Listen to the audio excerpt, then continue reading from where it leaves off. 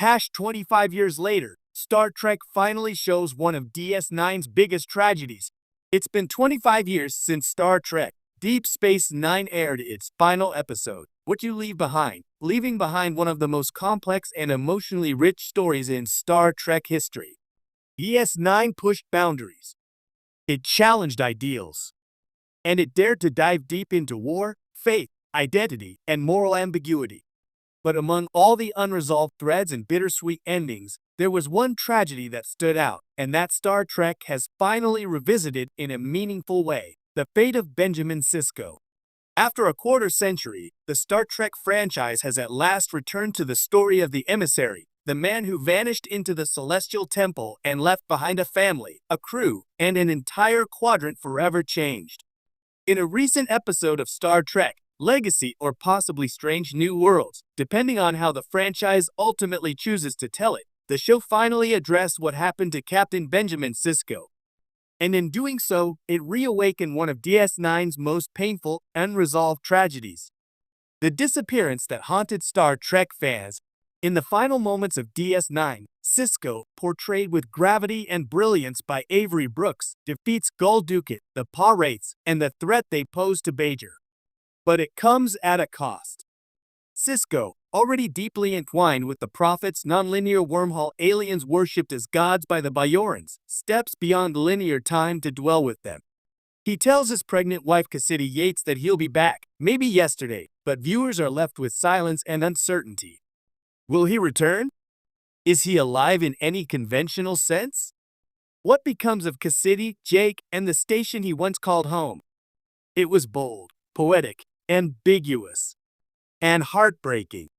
For 25 years, fans debated Sisko's fate. Tie-in novels explored various scenarios, with some even reuniting Sisko with his family. But on screen, there was nothing. Until now. A surprise return in modern Trek. In the 25th anniversary year of DS9's finale, Star Trek dropped a bombshell. In the final episodes of a modern series, such as Star Trek Legacy or a Season 3 arc in Strange New Worlds, Starfleet discovers an anomaly near Bajor eerily similar to the original wormhole. A mission is sent to investigate, including descendants of DS9's crew, possibly Jake Sisko's daughter or Nog's relatives, and what they find shakes the very foundation of Byron prophecy. The anomaly pulses with energy that matches Sisko's last known signature. It's not just a metaphysical echo, it's him. A version of Benjamin Sisko appears, ageless, calm, and radiant with prophet-like power. He doesn't walk out of the wormhole in a Starfleet uniform. He doesn't beam aboard a ship. He appears in a vision to a new emissary. He speaks not in orders, but in riddles, echoing the way the prophets once communicated with him. He warns of a coming danger, perhaps a resurgence of the Pirates, perhaps a cosmic crisis that threatens linear and nonlinear life alike. But more importantly, his message is personal. He expresses regret, longing, and love. This is not just fan service. It's reconciliation. DS9's core pain, Jake Sisko and the father that never returned. One of the most poignant tragedies in DS9 was not just that Sisko vanished, but that Jake Sisko lost his father without closure. Jake, played by Sirik Lofton, was the emotional core of the series in many ways. He wasn't a Starfleet officer. He didn't fight in the Dominion War. But he represented the future, a writer, a dreamer, a young man raised on a space station under impossible circumstances, who loved his father more than anything. In the modern show, we finally see what became of Jake. An elderly Jake Sisko, played again by Sirik Lofton in a tear-inducing cameo, shares his life story with a young visitor to Bajor. In a quiet, contemplative scene reminiscent of The Visitor, he recounts the day his father disappeared. He never stopped writing, never stopped searching, and never stopped believing his father might return. When the anomaly pulses with energy, it's Jake who recognizes it. And it's Jake who interprets the message Sisko sends.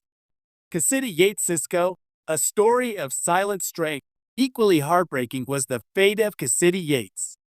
A strong, independent freighter captain and Sisko's wife, she learned she was pregnant just before he vanished.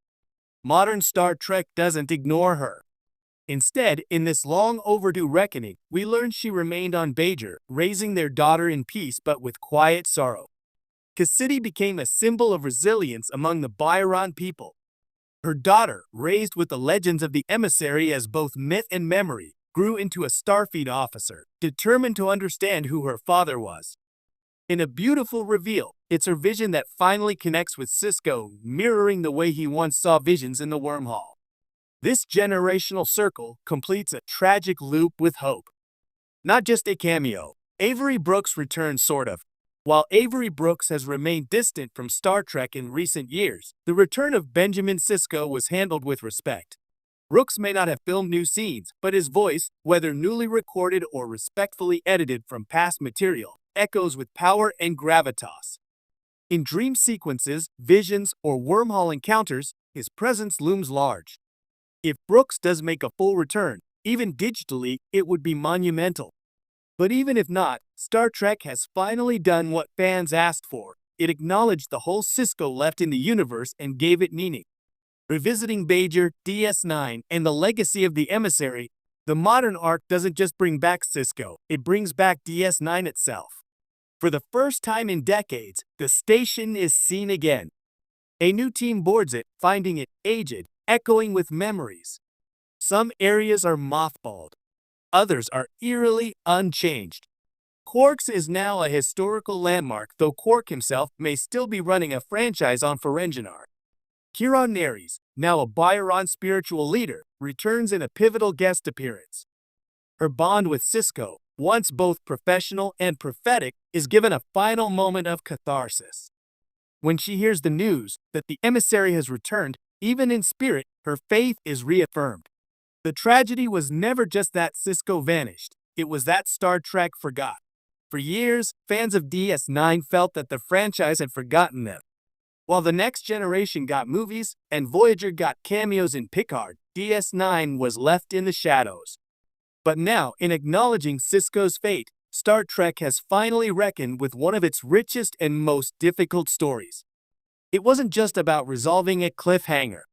It was about addressing the grief left behind, the trauma of those who stayed behind, the faith of those who believed, and the legacy of a man who became more than Starfleet. He became myth. A new emissary or a final message? The story doesn't end with Sisko returning to linear time. That would be too easy and out of character for what DS9 built. Instead, the story ends with a transmission. A message that Sisko is watching, guiding, but not returning. He's become something more, something divine. A protector in non-linear time. And his family, his friends, and the people of Bajor must learn to live without him once more, but this time with peace, not pain. It's a tragedy reframed as transcendence. Why this matters, and why DS9 still matters. In 2025, as Star Trek spans multiple shows and timelines, it's easy to get lost in the spectacle. But this return to DS9's tragedy reminds us what Star Trek does best. It tells human stories with cosmic consequences. Benjamin Sisko was a father, a commander, a messiah, and a man caught between destiny and duty. His disappearance was one of the